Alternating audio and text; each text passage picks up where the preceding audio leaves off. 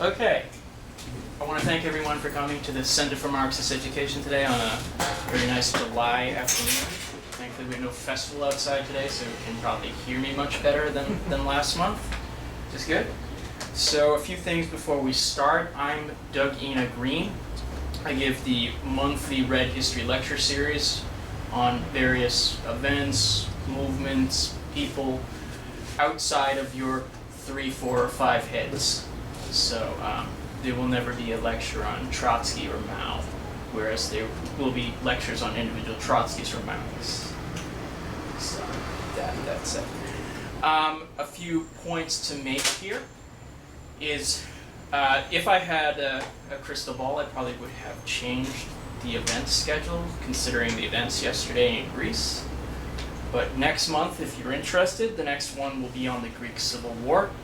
It's already written, and so that would be the 1st of August, to be followed by the next day. I will be leading the movie showing of Costa-Gavras' movie Z, which deals with some events in Greece in the 60s. And because I have some personal stuff coming up in the next few months, people here, most of you already know it, I'm the author of an upcoming book on Louis Auguste Blanqui. So I've done the rest of the lectures for the year already. And if you're looking forward to them, they are Greek Civil War, Harry Braverman, who's actually the first American I've done, tried to avoid the United States. Jose Carlos Mariátegui, or more at least on myth with him. Nikos Poulantzas and Daniel Gramsci. Probably didn't say that right, who was a French Trotskyist. Anyway, with Gramsci though, some notes before I officially start is the text this lecture is based on was published several weeks ago, and I'm essentially going to read parts of it because it's far too long to actually give here, which means I'm deliberately leaving material out. Otherwise, we'd be here for several hours. So if you're wondering why am I not speaking on hegemony or war position, as opposed to intellectuals, his theory of the party, and Marxism, I could either do the whole talk very badly or a few parts very well, and I decided to do the latter. So if you look up my name and Gramsci for communists, you can find the full text online. If you're on Facebook and you check the event page, I posted it there. But anyway, I guess we can start. So, the purpose of the Red History Lecture Series since its inception has been to discuss lesser known or neglected socialist and communist and actually anarchist figures, movements, and events. So it may be rightfully asked, why discuss Antonio Gramsci? Gramsci is fairly well known, with his work easily available and his ideas discussed in universities, countless commentaries, and elsewhere.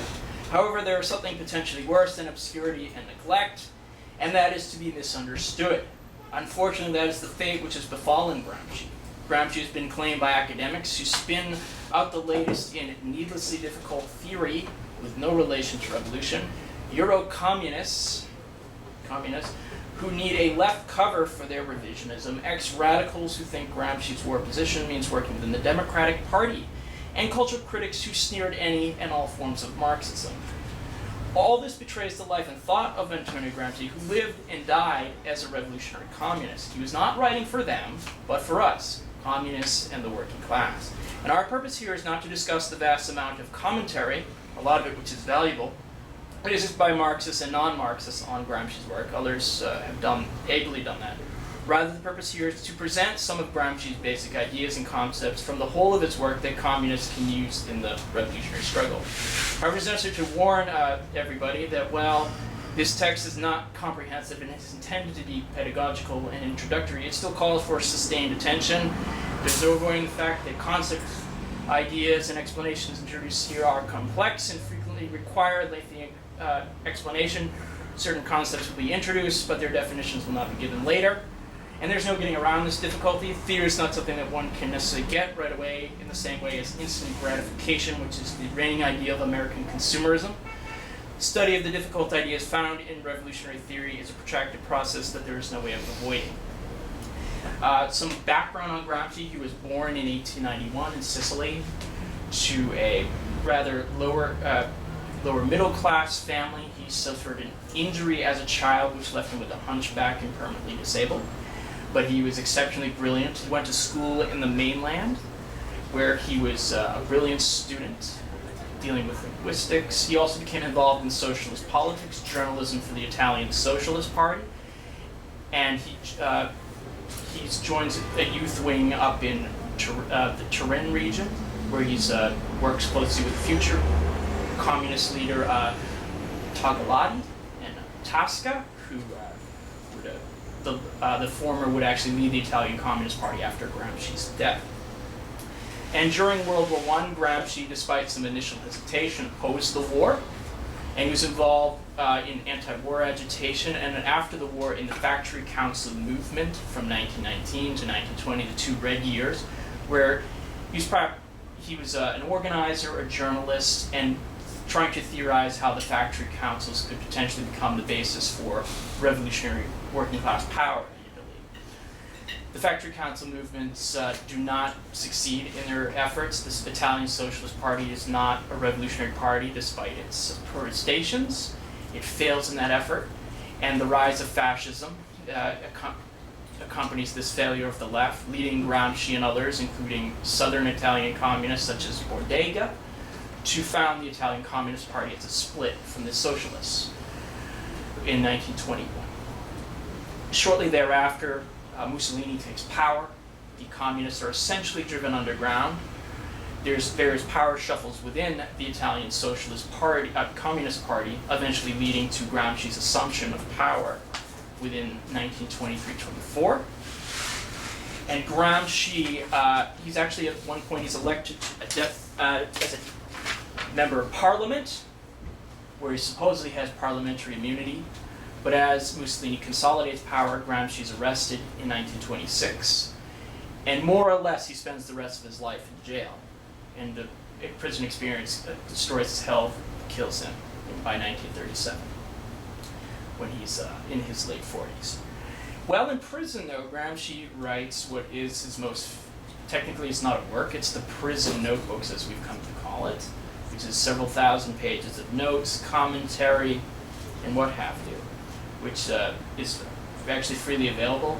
We may have a copy here somewhere. We have some selections from it. Anyway, the prison notebooks, they cover multiple themes. His theory of hegemony, which explains the maintenance of bourgeois rule by a combination of coercion and consent.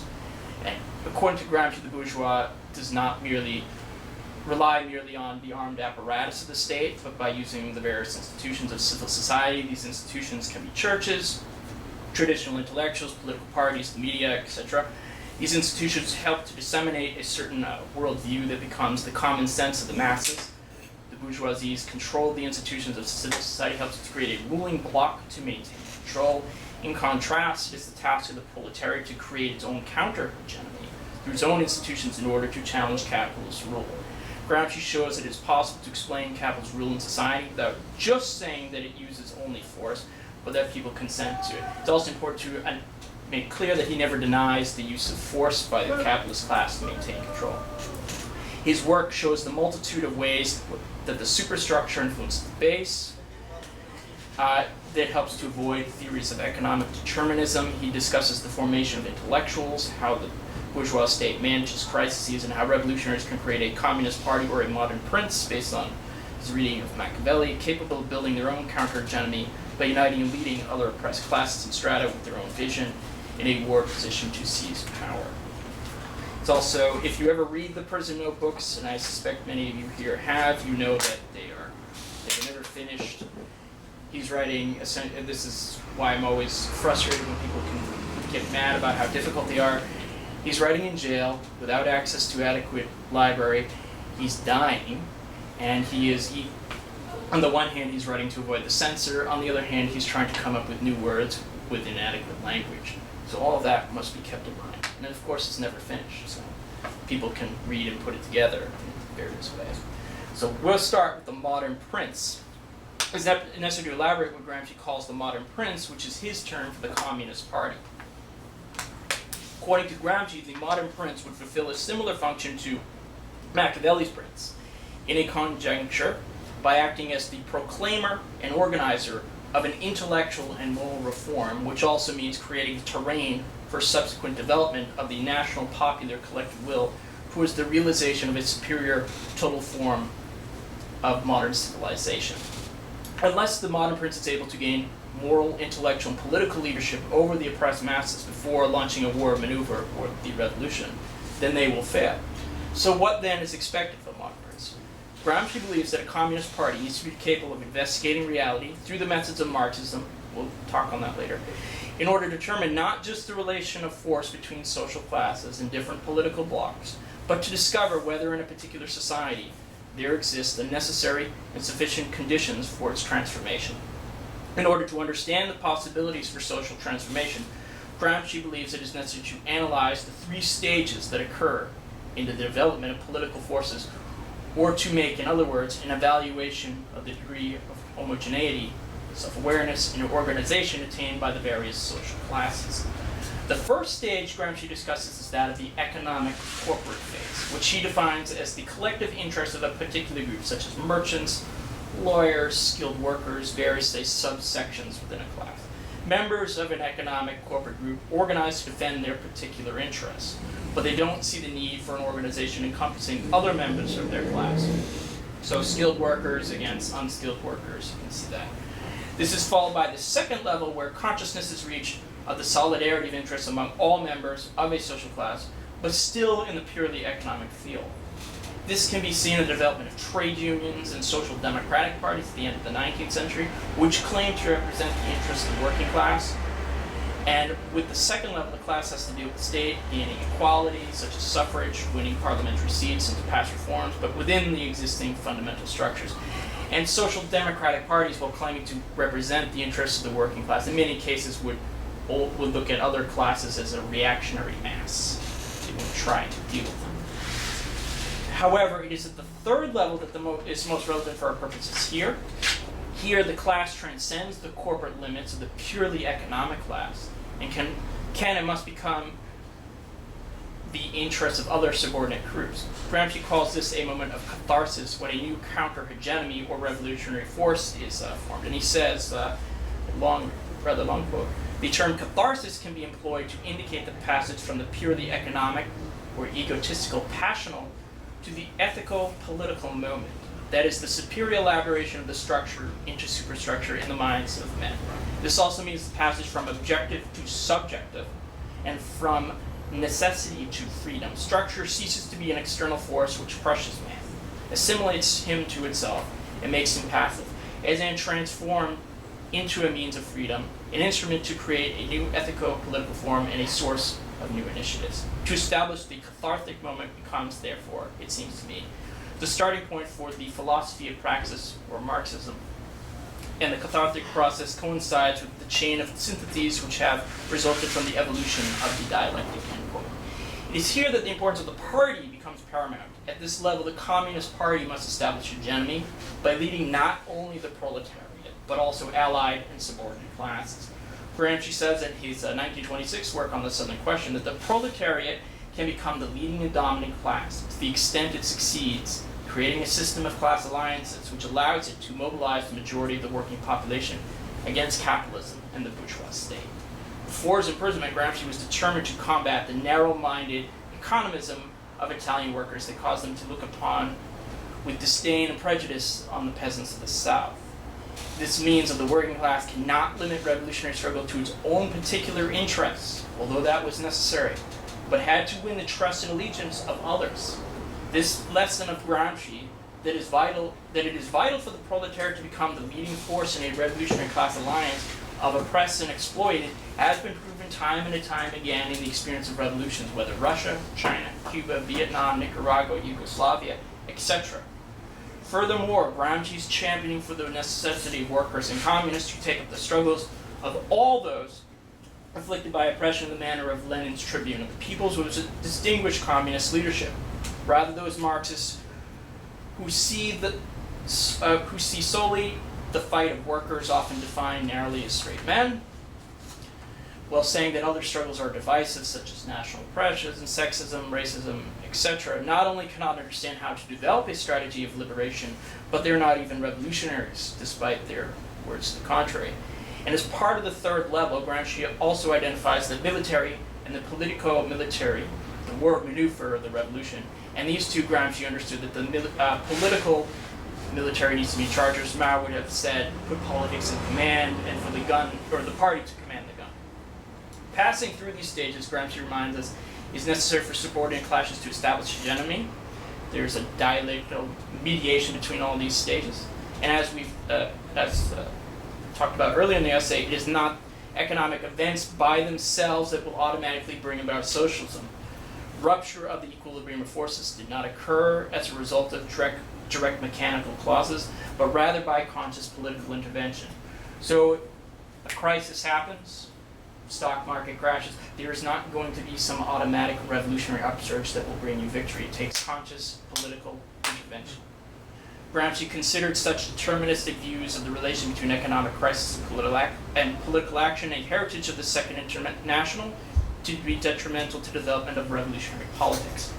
According to Gramsci, economism, or theoretical syndicalism, claims to express the political independence and interests of the working class. In fact, economism denies that workers can become conscious of their exploitation and fight to change it, believing that workers are only concerned with bread and butter issues that immediately affect them. Furthermore, a Marxist theory burdened by economism reduces it to determinism and teleology, where many people find it very convenient and distorted to think that they can have the whole of history and all political and philosophical wisdom in their pockets at little cost and no trouble, concentrated into a few short formulae. I'm certain none of us have ever seen that before. Marxism is made not only lifeless and dry, but teleological. Real will takes on the garments of an active faith in a certain rationality of history, and in a primitive and empirical form of impassioned finalism, which appears in the role of a substitute for the predestination or providence of confessional religions. Economism, in claiming to speak for the working class, and subordinates it politically to the bourgeoisie through the glass of Marx's theory. Economism denies that workers can become conscious of their agents, of their exploitation and fight. As opposed to economism, Gramsci says that the creation of counter-hegemony requires appropriate political initiative, which is always necessary to free economic drives from the tethers of traditional policies. In other words, to secure hegemony, conscious working class political intervention guided by socialist theory is necessary. And the instrument of this is the modern principle of the party.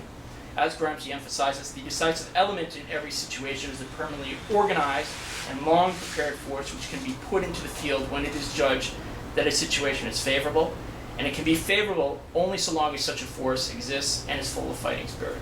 Therefore, the essential task is that of systematically and patiently ensuring that this force is formed, developed, and rendered ever more homogeneous, compact, and self-aware. So without the development of a revolutionary political party, acting as a tribune of the people, active in all spheres of social and cultural life, as an educator, leader, and bearer of a new order, then there can be no successful revolution. And from Russia to Cuba, history has proven Gramsci right on that, scored time and time again. By contrast, theories of changing the world without taking power, or horizontal organizing have proven to be miserable dead ends. The Communist Party that Gramsci envisioned was not like the current-day sects that claim the mantle of a vanguard party. These sects don't train their cadre to think or develop as organic intellectuals from amongst the working class. Rather, they present Marxism as rote to dogma. It was important to have discipline and a clear chain of command in a party. If its members cannot think for themselves or apply Marxism in both theory and practice, it remains lifeless and ineffective. Too many sects value obedience and the ability to parrot off the correct verdicts of history from manuals that have already done the necessary thinking. Gramsci, as we shall see, had a much different method in theoretical and political training for cadre. To Gramsci, the Communist Party needs to propagate and popularize its vision of communism to achieve hegemony in a war position and creates a new historic bloc where a new world becomes the common sense of the masses. And he says, we must promote the organic constitution of the Communist Party, which is not a collection of doctrinaire or little Machiavellis, but a party of communist revolutionary action, a party with a precise consciousness of the historical mission of the proletariat and the ability to guide the proletariat in the realization of that mission. Hence, a party of the masses who want to free themselves from political and industrial slavery autonomously by their manifests through the organization of the social economy. What did Gramsci believe a communist party needs to do in order to train its members to construct a new historical bloc and chief hegemony? And that brings us to the question of intellectuals. But before we answer that question about what the party needs to do, we do need to discuss intellectuals. Intellectuals play a key role for the ruling class in establishing its hegemony by propagating ideology, culture, and morality. As Gramsci says, intellectuals which give the ruling class homogeneity and an awareness of its own function not only in the economic but also in the social and political fields. These intellectuals are not necessarily from the same background as the ruling class, but they do depend on them for support. Intellectuals in bourgeois society, and he recognizes they exist in other social systems, serve as deputies for the ruling classes with different functions. These functions can range from managers, technicians, teachers, priests, journalists, etc. And Gramsci believed that it was necessary for any ruling class needed to have leaders and intellectuals who possess a higher level of social elaboration, already characterized by a certain directive and technical capacity.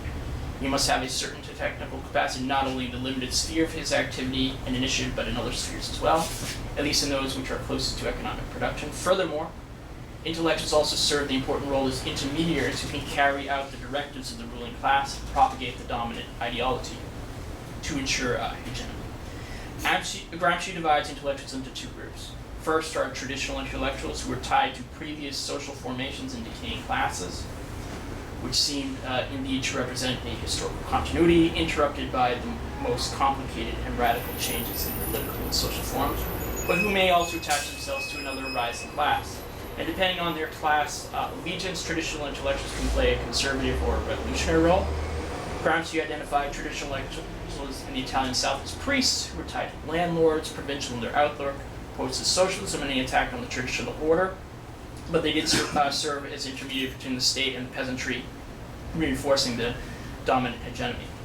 The second group Gramsci identified as organic intellectuals, who emerge out of the ruling group itself. An example of bourgeois organic intellectuals were the philosophers of the Enlightenment in the 18th century. These intellectuals propagated and developed the worldview of the bourgeoisie, which was disseminated to other members of the class, including lawyers such as Robespierre, and these ideas were also spread by popular orators to the masses. These organic intellectuals, say the Jacobin Club, provided the leading hegemonic bloc in the French Revolution. The revolutionary, proletarian revolutionary movements have also developed their own organic intellectuals, including Gramsci, you can say James Connolly, Eugene Debs, and the latter two are actually from the working class itself. Unlike the bourgeoisie, who possess economic power before gaining political power, who have time to train their administrators, specialized workers, and technicians, the proletariat has no such luxury. After the conquest of power as part of achieving hegemony, the working class will need to win over traditional intellectuals, technicians, administrators to run the state. And in the example of the Soviet Union, Lenin made use of old managers to help resume production after the revolution. And Trotsky used old czars, military officers to run the Red Army. And this all entailed various compromises and struggle to win them over, not always successful. And even though the problems of administering a revolutionary state were different than those of taking power, even if they both involved establishing hegemony, Gramsci believed that the proletariat could develop its own organic intellectuals before taking power. It was necessary, according to Gramsci, to develop a party composed of organic intellectuals who would serve as the leaders of the proletariat and the party. He begins with the basic rule of politics that in the formation of leaders, one premise is fundamental. Is it the intention that there should always be rulers and ruled? Or is the objective to create conditions in which this division is no longer necessary? In other words, is it the initial premise the perpetual division of the human race, or the belief that this division is only an historical fact corresponding to certain conditions? If the goal of the Communist Party is to end class society, it needs to start out understanding the world as it exists with rulers and ruled. And that basic division, in whatever form, will be reflected within the Communist Party if it is serious about changing the world. Some form of vertical command is absolutely indispensable in organization. Yet the need for vertical organization is also balanced by efforts to narrow the gap between leaders and the led. And this is done through the training of a wide stratum of organic intellectuals within and outside the party in critical thinking, Marxism, and struggle who can develop on their own as leaders of the oppressed. And these organic intellectuals trained in and around the party, and through the course of struggle can, through their discipline and organization, create the future conditions for the end of class society. The organic intellectuals, the workers, like those of the capitalists, will need to embrace all aspects of political, economic, ideological, cultural, and social life if they are to make a revolution and sustain it. We can take the example, for instance, of the Communist Party USA in the 30s. Whatever other criticisms we can make about it, they trained union organizers, popular writers, speakers, artists, historians, singers, lawyers, actors, even soldiers who went to Spain.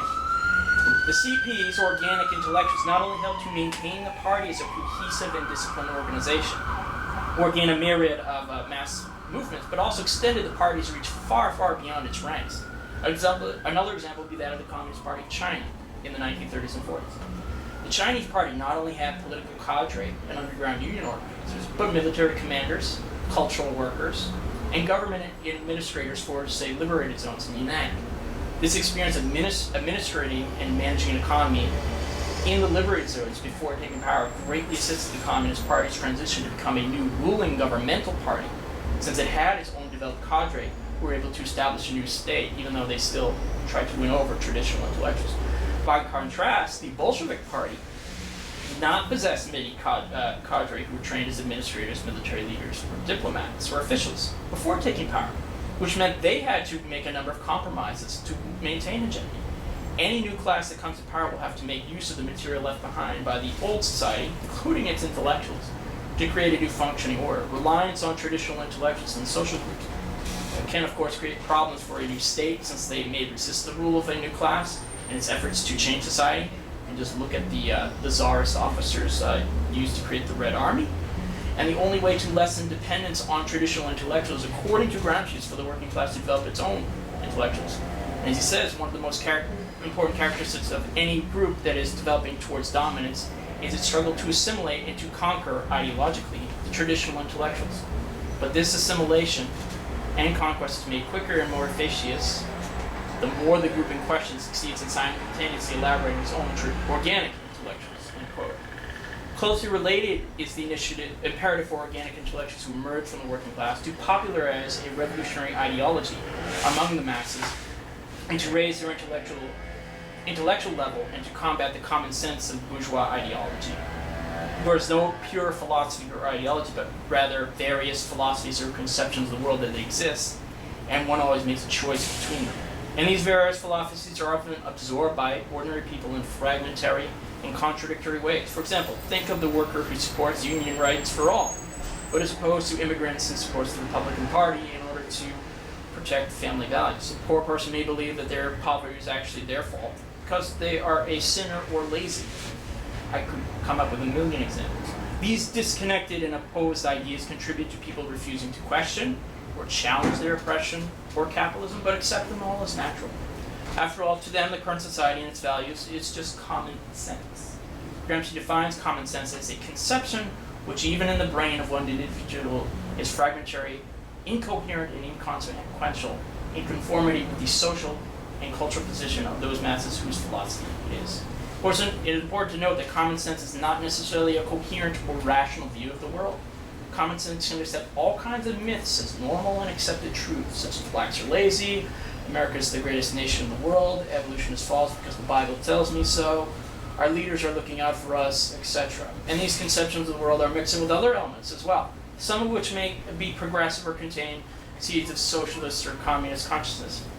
Due to how ingrained bourgeois hegemony and common sense is among the people, cannot always be combated with rational ideas or better argument. For the most articulate agitator and rigorous debater will face those who just refuse to believe otherwise, despite all the evidence to the contrary, because they accept the world as it is based on what is natural, and they live their philosophy as a faith. The faith-based side of common sense was explained by Gramsci in a lengthy passage that I do want to quote, actually. And he says, the most important element is undoubtedly one whose character is determined not by reason but by faith. But faith in whom or in what? In particular, the social group to which he belongs, and insofar as in a diffuse way it thinks as he does. The man of the people thinks that so many like-minded thinking people can't be wrong, not so radically as the man he's arguing against would like him to believe. He thinks that while he himself admittedly is not able to uphold and develop his arguments as well as the opponent, in his group there is someone who could do this, and could certainly argue better than the particular man he is against. And he remembers indeed having expounded discursively and coherently in a way that left him convinced the reasons behind his faith. He has no concrete memory of the reasons and could not repeat them. But he knows that reasons exist because he's heard them expounded and was convinced by them. The fact of having once suddenly seen the light and been convinced is the permanent reason for his reasonings persisting, even if the arguments in its favor cannot be readily produced. How does Gramsci propose for communists to actually combat common sense? First, as we've already mentioned, change will take the act of intervention and will spontaneously emerge, will not spontaneously emerge from changes in the economy.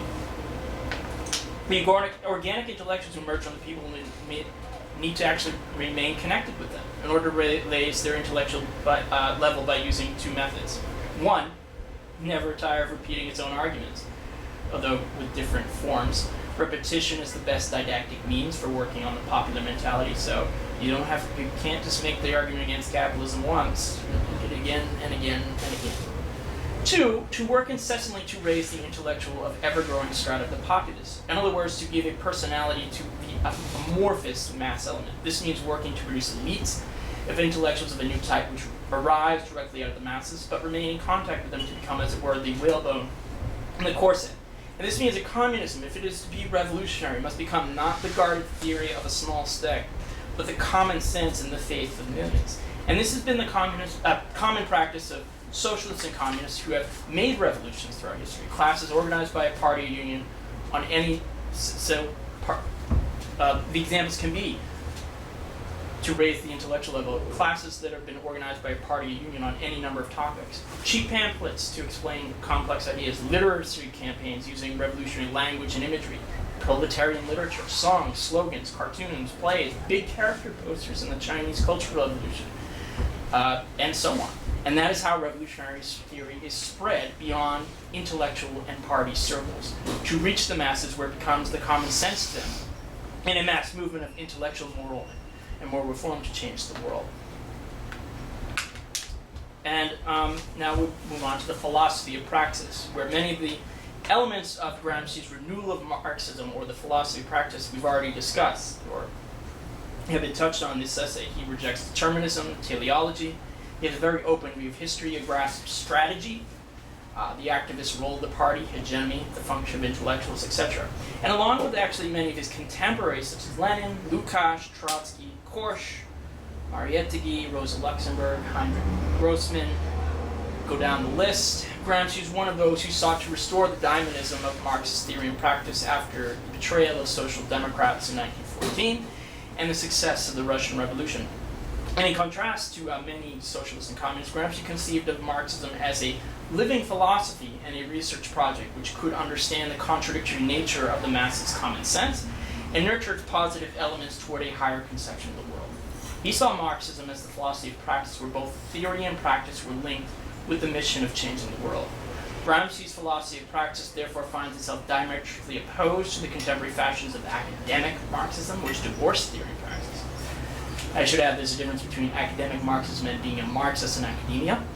Ultimately, Gramsci sought to develop a living philosophy that would learn from other currents of thought in a critical and fair manner in order to strengthen and renew itself, but never lost sight of its revolutionary mission. So let us return to Gramsci on common sense, where he stressed that everyone is a philosopher, though in his own way and unconsciously. All people are spontaneous philosophers, and their personalities possess strange and contradictory elements, as we mentioned, such as Stone Age elements and principles of advanced science, prejudices from the past, little, say, folk legends from the present, and, of course, ideas from the future, such as socialism or communism. However, Gramsci believes it imperative not to lead people with the simple in their primitive philosophy of common sense, but rather to lead them to the higher conception of life. Therefore, it is necessary to recognize that in the contradictory nature of common sense, there exists elements which he terms good sense that need to be developed into something more unitary and coherent, which communists need to nurture. These elements of good sense are widely known. Workers deserve a living wage. Soldiers should not die for the profits of the wealthy. Education is a right. And yet these fragmentary ideas are, of course, intermixed with reactionary ideas in many cases, and myths which support the prevailing hegemonic ideas of the ruling class. For Gramsci, Marxism, to fulfill its role, cannot separate high culture of intellectuals from the common sense of the masses. And this deficiency is something that Gramsci challenges in his, the book Historical Materialism, an introductory text to Marxism by Nikolai Bukharin, the Bolshevik leader. I talked on him last year. Gramsci says that the great mistake of Bukharin is that he begins by only looking at high culture and the views of intellectuals, forgetting that these systems are unknown to the multitude and have no direct influence on its way of thinking and acting. So maybe not so much focusing on postmodernism, but what people are thinking on the street. Bukharin treats these theories of the world as coherent and systematic as opposed to the contradictory way they were lived by the masses as common sense. Bukharin forgets that the different conceptions of the world, such as Catholicism, do influence the thinking of the masses, but not as a single unified view of the world. According to Gramsci, these systems influence the popular masses as an external political force, an element of cohesive force exercised by the ruling classes, and therefore an element of subordination and external hegemony.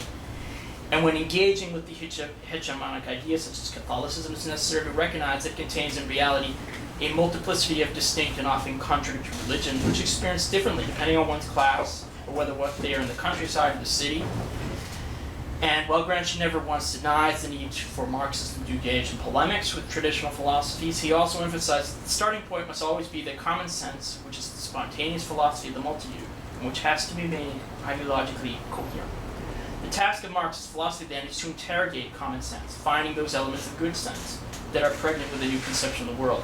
It aims at intellectual moral reform of common sense, and thus allowing the masses to escape from their passivity and to construct a new experience of the world and become actors. Therefore, Marxism, as opposed to the Catholic Church, which sought to separate the religion of the masses which sought to keep separate the religion of the masses from that of the intellectuals, needs to bridge that gap. And it's interesting to note that one of Gramsci's criticism of idealistic philosophies, such as the Italian philosopher Gramsci, is the fact that they have not been able to create a unity ideologically between the top and the bottom, between the simple and the intellectuals. We can see this separation between intellectuals and the masses manifested in slightly different ways with various forms of academic radicalism or Marxism. Academic Marxists write theory for its own sake in deliberately and needlessly difficult language that is only understood by a small group of other academics, given in journals that no one will ever read. And even if one is to wade through the needlessly difficulty found in academic Marxism, which I actually do read, it generally has little or to no relation to anything in real life. Theory in this sense is done exclusively for publication in academic journals or to present at conferences, though I like presenting at conferences. Although it possesses no relation to any revolutionary practice, nor does it seek to reach the broad masses. However, Gramsci was not arguing for crude anti-intellectualism or to dumb down material in nifty 80-page pamphlets that answer all the world's historical questions for workers. Rather, he believed that only Marxism could provide the necessary educational function of leading them towards a new, higher culture and higher conception of life. This is the task that concerned him, not seminars or a fully padded CV. For a mass of people, he says, to be led to think coherently and in the same coherent fashion about the real present world is a philosophical event, far more important and original than the discovery by some philosophical genius of a truth which remains the property of a small group of intellectuals. So what led Gramsci to argue that it was only Marxism that could fulfill the task of raising the masses to this new way of life? For one, the philosophy of praxis placed social action at the center of its view of the world. As Marx said, the philosophers have only interpreted the world in various ways. The point is to change it. However, Marx was not calling for action for its own sake, but a unity of theory and practice. Theory without practice was impotent, while practice without theory was blind. Gramsci thus linked the two in his Marxism as the philosophy of practice. And we have already seen how Gramsci stressed the importance of linking Marxist philosophy to the development of organic intellectuals and the modern prince to develop a movement guided by a new faith. Gramsci did not view Marxism as the only philosophy of the world sealed off from all others, but rather he saw Marxism as a worldview that built upon the achievements and insights of other philosophers. Marx himself developed his worldview through critical engagement, as Lenin reminds us, with French socialism, English political economy, and German classical philosophy. The result of this is a view of the world that linked theory with the masses, or actually theory with other, was a synthesis of pre-existing theory. As Gramsci put it, the philosophy of praxis presupposes all this cultural past, Renaissance and Reformation, German philosophy and French Revolution, Calvinism and English classical economics, secular liberalism, and this historicism, which is at the root of the whole conception of modern life. The philosophy of praxis is the crowning point of this entire movement of intellectual and moral reform, made dialectical in the contrast between popular culture and high culture. The comparison Gramsci makes of Marxism to the Renaissance and Reformation is important to highlight. Whereas the Renaissance, according to him, was a period of stellar advances in high intellectual culture, the Reformation was characterized by much more of the involvement of popular masses. And Marxism itself was the synthesis of this by linking advances in philosophy, theory, and socialism to the mass movement of the workers. Marxism is able to achieve this because it cannot be confounded with or reduced to any other philosophy. Its originality lies not only in transcending of previous philosophies, but also and above all, in that it opens up a completely new road, knowing itself from head to foot, head to toe, the whole way of conceiving philosophy itself. Marxism must be able to engage and learn from the various theories, thinkers, and disciplines, and common sense, while critically absorbing what is useful in order to renew itself. Otherwise, the fate of Marxism is to remain a stagnant theory divorced from the struggle of the world and unable to fulfill its mission. And can we not see this standpoint within Gramsci's work himself? Although he was a stalwart Marxist and revolutionary, even in prison he engaged in dialogue with the most advanced intellectuals of his day, whether Gramsci or Bukharin. Gramsci described his own approach as follows: I generally find it necessary to take up a dialectical or dialogic standpoint. Otherwise, I don't feel any intellectual stimulation. As I once told you, I don't like to throw stones into the dark. I like to be faced with a concrete partner or opponent. And his approach of learning was not to use ad hominems, pick their weakest arguments, or to take cheap shots, which none of us have done, I bet. Rather, he was fair to his adversaries in order to raise the tone of debate and sharpen his intellectual tools. And as he said, and we should all actually try and live up to this. It's very hard, but we should. Further, one must be fair to one's enemies in the sense that one must make an effort to understand what they really meant to say, and not maliciously stop short at the superficial, immediate meaning of their expressions. That is to say, if the end proposed is that of raising the tone and intellectual level of one's followers, and not just the immediate aim of creating a desert around itself by all means possible.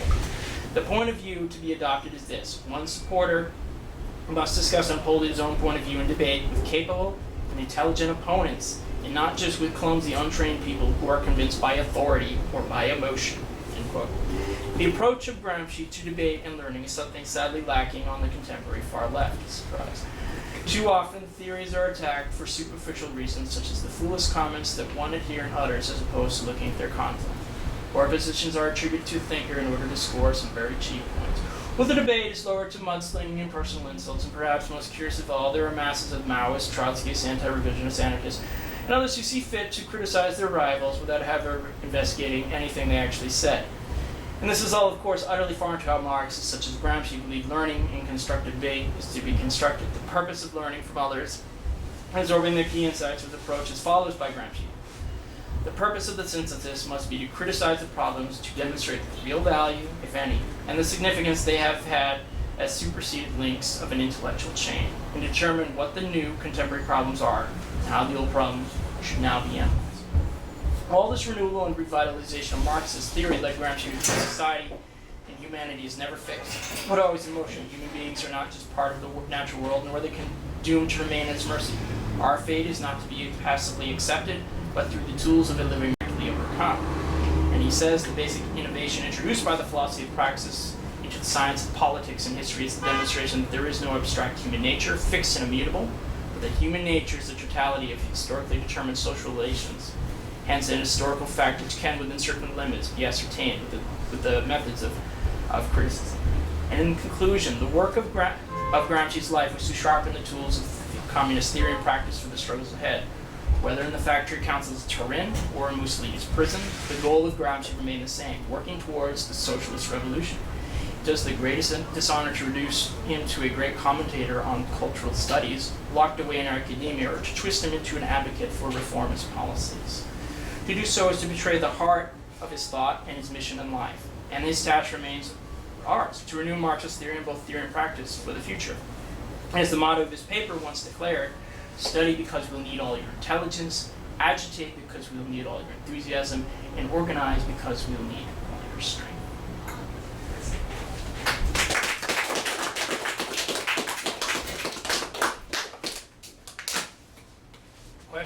comments, concerns? I know this was a kind of an abbreviated version of a much longer piece, but feel free to bring up. Yes? Yeah. Talk, if you will. I know that Gramsci identified some elements of the new prints with the Jacobin project, which was similarly to sort of unify and renew France, and put things on create a new revolutionary morality. Would you care to talk about that? Sure.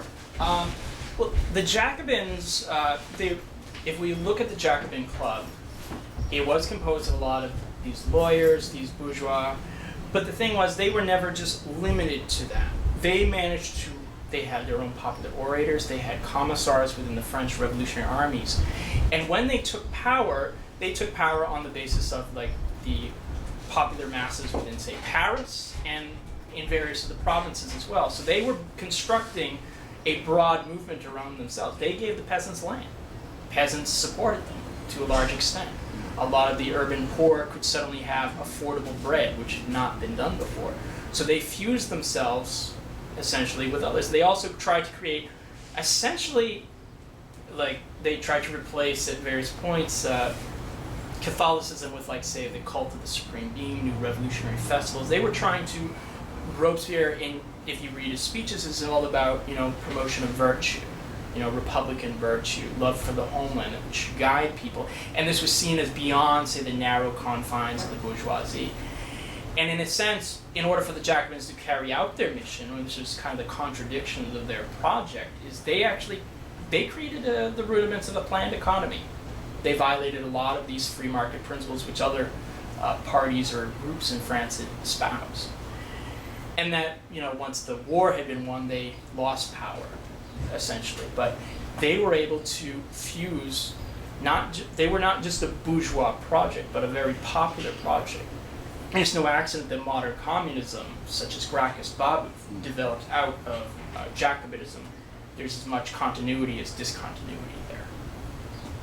I hope that helps. Yeah, no, it's an interesting thing because Machiavelli identifies Italy as sort of badly in need of a moral reform, among other things, and then clearly that's the project of the Jacobins, and Gramsci kind of ties those two together in the task of the party, of the CP, right, and what it should do, which was again create sort of out of the mess of old regime mixed with bourgeoisie stuff in his Italy, sort of renew society as a whole. Right. I mean, I want to through revolution. Yeah. I mean, what else one says of, say, Slavoj Žižek, he has this wonderful quote, say, the importance of the revolution is not so much the big event, but what happens afterwards. How do you reconstruct daily life? How do men and women, for instance, have non-exploitative relationships in a new society? Our birthday is celebrated. And you can see these interesting experiments in the Soviet Union or China compared to the pre-revolutionary regimes, and it's rather interesting. Or one could look at, say, efforts in, say, the U.S. South during Reconstruction. How are slaves now citizens? How does that work? It's very different from being a slave to a citizen, or in France, from a subject to a citizen. Because what does that mean? And you have to construct that. But Peter, you had a hand. You pretty much said all the stuff about Machiavelli, so I'm good at things. Anyone? Actually, before we go on, we have no corporate sponsors here at the CME, which is a good thing.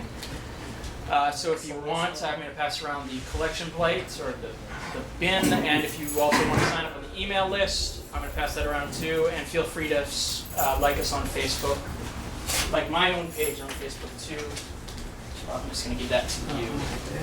But we can now get back. Yes, in the back. So thank you. I think that was a good explanation of some of the key concepts, and Gramsci also shows that when looked at in full context, it's clearly in line with the tradition of revolutionary communism. Given, as you said, that there's a common sense among people who are familiar with Gramsci that he was somehow social democrat or the father of academic cultural studies, or somehow ran counter to historical materialism. Why is it an important project to take that on? Do you see there as what are the stakes? Is there a particular importance in Gramsci for the project of building revolutionary movement today that makes that worth doing? A few things. I think it's important because it's very easy to dismiss him as some kind of cultural critic or some kind of Euro-communist. And I'm actually going to talk about a Euro-communist in a few months here, who I actually wouldn't dismiss easily. But the thing is, you don't want to dismiss someone based on that. You need to give them, as Gramsci would say, give a fair hearing. And one thing that I think really helps in studying Gramsci is he had to deal seriously with a question like Italy or Western Europe is different than Russia. How do you make a revolution here? And a lot of people in various communist parties would literally try and ape what the Bolsheviks had did, down to, we'll actually have our revolution on November 7th, which the German CP was going to do at one point. So he actually has to deal with that. So in terms of questions of questions of strategy, the relation of, say, economic crises to how that changes the field for debate, I think that's very valuable. I think these ideas on how we understand how ideas come from, how the dominant society is not built just solely on coercion, although ultimately it is, but how we have to deal with that. I also find value in interrogating in our own way when we interrogate the world, we can't just deal with whatever academic theory is, but what are people watching on TV? I sometimes use literally Star Trek arguments to make points about Marxism, or I talk about whatever other TV show I'm watching, and I think that's valuable because sometimes that can help you make sense of it. And it's also a way for you to stay engaged with the world, what people are doing. And I think understanding that and not just being sealed off with intellectuals, which I probably have a tendency to do that, but it's important not to do that. And it's some people took Gramsci's ideas and they developed their own theories. We can investigate them, but I don't think that's inherent within his project. And I think to dismiss him because, say, the Italian Communist Party went Euro-communist is disingenuous to me. Just like I wouldn't judge, say, Althusser because he had a severe mental condition and killed his wife. I don't think there's a fair judge for his politics. Or I'm not going to judge Nietzsche because he had syphilis. That's kind of stupid in my view. These people deserve a fair hearing. You can ultimately accept or reject anybody, based on whatnot, but I do think it's important to interrogate them. And I think Gramsci has a lot to teach us. And I think part of the reason he's so acceptable to academia is the fact is because of the prison notebooks, he couldn't really talk about Marxism explicitly. So he kind of opens, but that's the conditions he's writing with. I'm not going to blame him for that. But I hope that provides some answer or point to talk about. Feel free to go beyond anything I talked about. I know there's tons of stuff in the news that we could probably talk about in relation to this as well, if anyone wants to. Jim, you had your hand up. Actually, there's a continuity between Althusser and Okay. they both were concerned with the role of consent as well as coercion and maintaining hegemony. And probably, as you mentioned, Gramsci had more concern with popular culture. I don't see that too much in Althusser at all. He was mostly concerned with intellect, high culture. But it's very clear that, I probably should have reversed the order I did Althusser last month. Probably should have done it reverse. But the ISA, the ideological state apparatus, I think that clearly is a refinement of certain ideas within Gramsci in many respects. Yes. Yeah, no, it's just that I'm thinking, I'm just wondering what Antonio Gramsci, how he viewed, even in the 30s, obviously he was in prison, he might not have known what was going on. He must have known about what had happened, the developments in the Soviet Union with the rise of the Joseph Stalin and the leadership of him as being the head of the Bolshevik Party. How did he view that?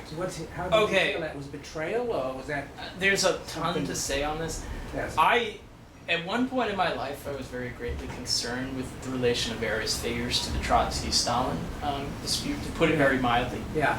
I don't think that's really useful for the. I mean, Gramsci. If you read some of his prison notebooks, a lot of it can be taken as very veiled criticisms of the centralization in the Communist Party in the Soviet Union, and it's kind of clear based on what's come out from fellow prisoners that he was opposed to a lot of, say, the third period policies of the Comintern. Right. But the other thing is, like, and all his criticisms in the prison notebooks of, say, Trotsky are critical. I think most of them are actually not fair representations of Trotsky's ideas. But that being said, and if you actually want someone in Italian communism who is pro-Trotsky, who's actually expelled for supporting Trotsky, that's Bordega. Bordega supported Trotsky. Gramsci does not. He has his own qualifications, but he essentially supports the party, the majority position in the Communist Party. He never, as far as I know, calls Trotsky some kind of fascist agent or anything like that. But I also just don't think that's really a good way to judge his politics, because he was dealing with this political environment. And if you want it, and there's all kinds of writing on this. If a recent thing I read, actually after I finished the essay, was Frank Rosengarten writes about Gramsci's relation with Trotsky. He did work with Trotsky. He actually helped him with his book Literature Revolution, but Gramsci was not pro-Trotsky. And I don't care at all. And I've known people who, this is another thing that comes up early, I know people who say, Gramsci supported Stalin, that's all I need to know. Who cares? I don't think that's a good judge of his philosophy. Althusser says good things about Stalin and Mao. Okay? There's points to criticize, about maybe some of their historical verdicts, but I don't think that's the ultimate way to view them. And the other thing was, he couldn't really do anything about this. Like, he's literally imprisoned just as Trotsky's expelled from the Soviet Party.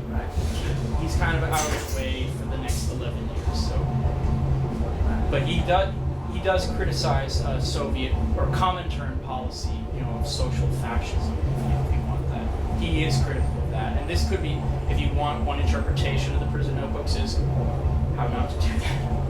That's one way to view it. But yes. Thanks again for a brilliant presentation. Oh, thank you. That was really great.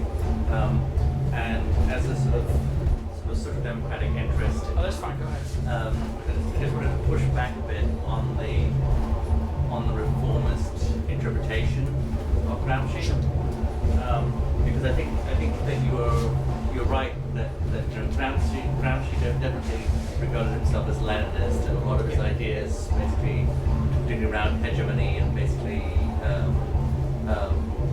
not being economistic, very much followed from Lenin. So one would be very wrong to basically dismiss the Leninist aspects in what Gramsci says.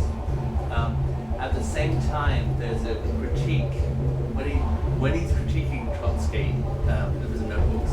I think he is also criticizing the third period, and there is an analysis there that basically there is a difference between the situation that the workers' movement find themselves in the West from what they found themselves in Russia in 1917, which Gramsci basically defines particularly as being that there is a lack of civil society and ideological structures buttressing the state in Russia, which there was in 1917, and so he argued a revolution which there was in the European West, and Gramsci is arguing that that kind of sort of direct revolutionary assault upon the state actually leads to failure. Yes. And so the whole war of position versus the war of maneuver stuff. And I think that the implications of that, sort of a reformist strategy, is one possible implication. It can actually develop out of it. So I think, you can say that the CPUSA in the 30s was more Gramscian than during the third period. The Communist Party during the 30s was basically reformist. Yes, I agree with that. Yeah, and so I think there is the development into reformist is not unnatural way to take Gramsci's ideas. I think, yeah, it does. One thing I pointed out in the published version is he describes the war position as a siege. Mm-hmm. And in the siege, it's not necessarily that the besiegers are going to succeed, but they will be worn down in the struggle. Mm-hmm. And I would agree with that interpretation of the CPUSA in the 30s. And if we want to be generous to the Italian Communist Party, I don't know why, but in the 60s and 70s, they could arguably have been carrying out this war of position as well. And the Italian CP at its height had 35% of the vote, a huge presence across the country. But when arguably the chance came to move on to the war of maneuver, with the factory strikes, in the 60s and 70s, and the student movement, they didn't. They were looking to getting good with the Social Democrats. And yes, some people, I'll talk more about this in a few months with Palancis, do interpret a lot of this in reformist directions. And I think in Palancis' case, he's actually a very intelligent commentator, who I would not dismiss wholesale at all. I would take it very seriously. I would ultimately reject a lot of his conclusions, but I think he's seriously worth engaging. And you're right, there is interpretations of this that can lead to reformist ends, just like there are interpretations of Lenin that could, if you want, you could say Lenin leads to Pol Pot, which I don't think is fair, but you could say that, some people do. Or Trotsky leads to the Spartacist League, which is also not fair. But so there are these ways, and it's also, you take certain thinkers and ideas and you put them in different contexts, people are going to draw stuff out that you may not get. Mao took certain ideas from Lenin and Marx, developed them in his way. People in other communist parties took them in a different way. And I just think that's the reality of politics. And I would agree, it can develop in reformist directions. I don't think it's necessarily so. And we can have fun with that all day long. Anything else? Comments, concerns, polemics? Ephraim, yes, I know you were late, but... Well, I'm not well versed in these theoretical matters, but based on common sense, if Gramsci was a Marxist-Leninist, how can we call him Marxist-Leninist? Because Lenin himself was for a high form of centralization, which we can consider as a bureaucracy. And Lenin also talked about professional revolutionaries and stuff like that. So those professional revolutionaries during Stalin became bureaucrats, which is Trotsky opposed. Yeah, Trotsky. So what is the position of Gramsci in relation to Lenin? Because Lenin was for a high form of centralization, and also dedicated cadres and professional revolutionaries. So I think the Leninist ideas themselves have had ingredients of a bureaucratic apparatus. That's how I see it. I'm not going to repeat the points in the talk where I did talk about Gramscian centralization. He's not opposed to a disciplined party. He was a leader of a disciplined underground communist party. And I would say it's a misreading of Lenin to point him out as some kind of hyper-centralist. You look at the frickin' Bolshevik Party in 1917, there's all these different groups in it, it's very unwieldy, and in certain respects, it's very ill-disciplined, and depending on the situation, the party is much open, more loose, and undisciplined, or comparatively to say under Tsarism, when it actually really has to be disciplined. And the thing is, depending on your particular historical context, I like the quote of Victor Serge when he says, Stalin, or Bolshevism leads to Stalinism. I have no objection to that, but there are other germs in there, and we should not judge the dead man based on the disease that killed him. That's the paraphrase. And the Soviet Union, I don't really want to get into debate on what leads to Stalin here, but the Soviet Union was in a terrible position, devastated, backward, isolated, and as Gramsci said, they had, or would you probably interpret, they had very few organic intellectuals among them. They had to deal with all these czarist holdovers, peasants who in many respects were just coming out of the Dark Ages. And they had to do this all while trying to develop a new economy. And there's of course all the faction fights within the Communist Party. But I think that's also a longer topic for another time on questions of Stalin and whatnot. Yes? Go back to Gramsci for a minute. There's elements of when you're talking about consciousness, and that sounds like it comes from certain readings of Hegel that were popular in Italy in the 19th century. And again, a kind of ethics-based sort of humanism, which is tied to I forget the Italian word for it, the regeneration. Yeah. It was sort of the Republican philosophy of Italian reunification. Oh, Regiment's. Yeah. Yes. And it seems like in some ways Gramsci continues that tradition, sees himself in that line, but at the same time, of course, is critical of Gramsci. Oh yeah, Gramsci. Sure. Gramsci is probably. He's a big influence. He's a huge influence on him. And another person I didn't mention specifically is Antonio Labriola. Yeah. He is probably one of the first major Marxists in Italy, and he's got a very anti-determined. He's actually the one who supposedly coins philosophy of praxis. And he's also has dealt with Hegel, and he's also dealt with other. Labriola has also corresponded with people like Sorel. Marxist is both an academic chair here. Yes, that's true. Yeah. But the thing with Gramsci is this is a huge public intellectual who I believe lives he's briefly flirts with Marxism towards the turn of the century, but he survives through World War, for fascism, and I think he dies in the 40s or the 50s, so he's around for this whole time. But he's developed a lot of idealistic critiques, and a lot of Gramsci's prison notebooks, depending on your interpretation, it's an extended dialogue with Gramsci. And this is around the same time, and Gramsci, who had been in Moscow at various times, was probably not unaware that there had been this rediscovery of Hegel, or Hegelian Marxism, say from Lukács, from Korsch. And I'm actually not sure when Lenin's Hegel notebooks were actually finally republished, but that was, of course, something a lot of Marxists had done during the World War.